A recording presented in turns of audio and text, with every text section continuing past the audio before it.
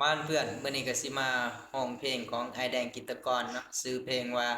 สำหรับที่ร้านลาบผิดข้อใดกะขอโทษขออภัยทุกคนเด้อไปดูเลยพี่น้อง ตัวอายถูกลืมถูกลืมสันบ่โนนางสาวเสิร์ฟล้านลาบริมทางคือจังบ่เอาใจใส่ อายแขกประจำสั่งน้ำเปล่าข้าวเหนียวลาบไก่น้องบ่เอาใจใส่เหมือนแขกโต๊ะใหญ่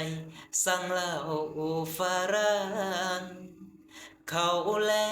กเศษตังค์ยอดเพลงให้เจ้าห้องกลอมทิมอายนั่งอยู่ของมอง สดอมน้องงัวแอบฟังแต่ก่อนอายมาเจ้าเห็น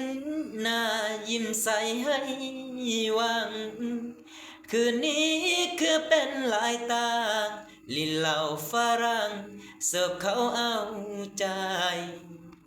เด็กน้อยมาขายดอกไม้เขาซื้อผักเจ้า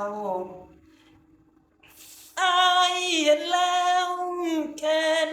เขานั่งเหงา น้ำตาตกในเสียแห้งหักเจ้าเที่ยวมานั่งเฝ้ากลับโดนเผาใจบ่ฮู้สิยอดเพลงได้ห้องปลอบใจได้แต่ลอยมองมันสะดุดเนี่ยพี่น้องผิดก็ได้ก็ถักมาเด้อเพื่อจะได้ปรับปรุงตัวเองพี่น้องไปละบ๊ายบายครับผม